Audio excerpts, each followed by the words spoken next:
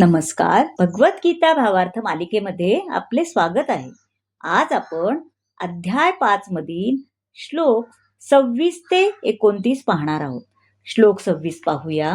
काम क्रोध विमुक्तानां यतीनां यतचेतसां अभितो ब्रह्म निर्वाणं वर्तते विदितात्मनां. आता विमुक्तानां म्हणजे जे मुक्त आहेत ते. यतचेतसाम म्हणजे ज्यांचे मनावर पूर्णपणे नियंत्रण आहे. आता जे क्रोध आणि सर्व भौतिक इच्छांपासून मुक्त आहेत, आत्मसाक्षात्कारी, आत्मसंयमी आहेत आणि सतत पूर्णत्वाकरिता प्रयत्न करीत आहेत, त्यांना निकट भविष्य काळात ब्रह्मामधील मुक्तीची निश्चिती असते. तर बद्ध जीवांमध्ये कर्मफलांचा उपभोग घेण्याची इच्छा इतक्या खोलवर मूळ धरून असते की मोठमोठ्या ऋषींना महत् प्रयास करूनही अशी इच्छा नियंत्रित करणे अत्यंत कठीण असते. पण भगवत भक्त हा सतत भक्तिपूर्ण सेवेमध्ये असल्यामुळे मुक्तीची प्राप्ती त्यांना अत्यंत शीघ्र होते. कृष्ण भावना भावित भक्त जरी भगवत धामापासून दूर असला तरी तो कृष्ण सेवेमध्ये सतत केवळ त्याचे स्मरण करून, कृष्णाचे स्मरण करून भगवत धामात उन्नत होऊ शकतो. त्याला सांसारिक दुःखाची व्यथा भासत नाही आणि जीवनाच्या या अवस्थेलाच ब्रह्मनिर्वाण असे म्हटले जाते. आता श्लोक 27 आणि 28 पाहूया. स्पर्शान कृत्वा बहिर्बाह्याश्च चुश्चैवांतरे भ्रुवो प्राणापानौ समो कृत्वा नासाभ्यंतरचारिणौ यतेन्द्रियो मनोर्बुद्धिर् मुनिर्मोक्षपरायणाः विगतेच्छा भयक्रोधोय सदा मुक्त एव सा. आता नास अभ्यंतर म्हणजे नासिकांमध्ये, चारिणव म्हणजे वहन करून, सर्व बाह्य इंद्रिय विषय रोखून 2 भुवयांमध्ये दृष्टी एकाग्र करून, नाकपुड्यांमध्ये प्राण आणि अपान वायूंना रोखून आणि याप्रमाणे मन, इंद्रिये आणि बुद्धी संयमित करून मोक्ष प्राप्तीचे ध्येय असणारे मुनी इच्छा, भय आणि क्रोधापासून मुक्त होतो. जो मनुष्य नित्य या अवस्थेत असतो तो निश्चितच मुक्त असतो.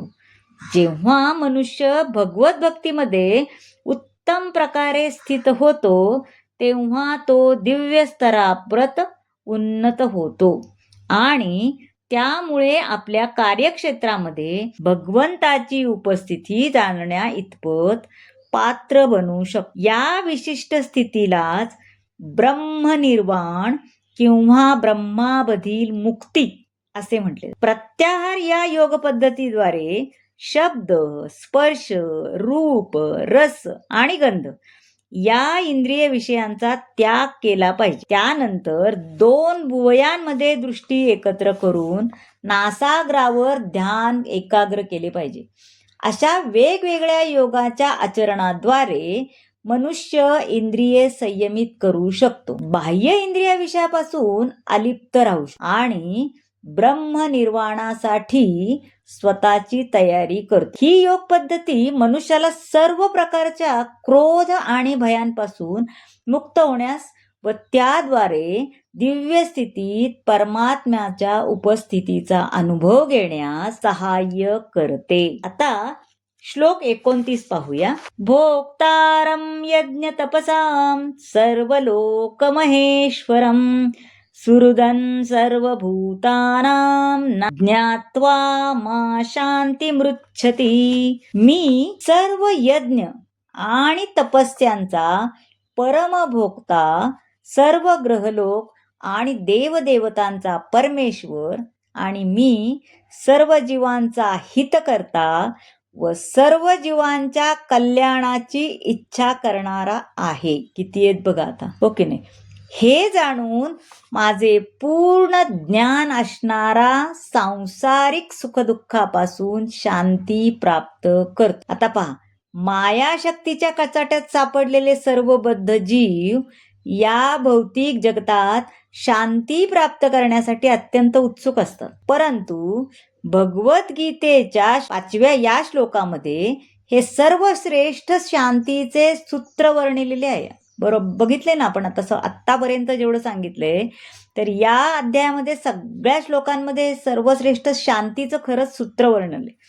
आणि ते शांतीसूत्र काय आहे की भगवान श्रीकृष्ण हे सर्व मानवी कार्याचे भोक्ता आहेत.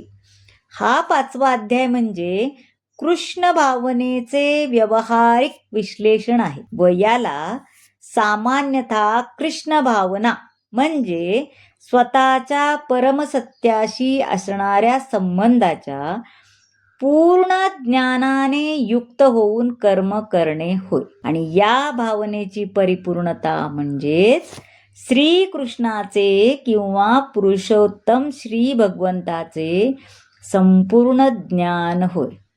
आता पहा, भगवंत कोणाच्याही बाबतीत पक्षपात करीत नाहीत. सर्व काही मनुष्याच्या कृष्ण भावनेतील कर्तव्याच्या व्यावहारिक आचरणावर अवलंबून असते आणि यापासूनच त्याला सर्व प्रकारे इंद्रिये संयमित करण्यास आणि काम क्रोधावर विजय मिळवण्यास मदत. कृष्ण भावनेमध्ये अष्टांग योगाचे आपोआपच आचरण होते. यमनियम, आसन, प्राणायाम, ध्यानधारणा, समाधी यांच्या आचरणाने उन्नतावस्था प्राप्त होते. परंतु भक्ती योगातील पूर्णतेची ही केवळ पूर्व तयारी आहे जी मानव जातीला शांती प्रदान करू शकते.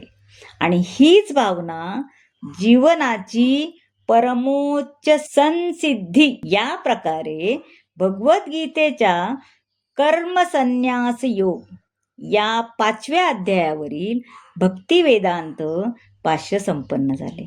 म्हणजे 5वा अध्याय समाप्त झाला. तर मंडळी, कसा वाटला आजचा भाग नक्की सांगा.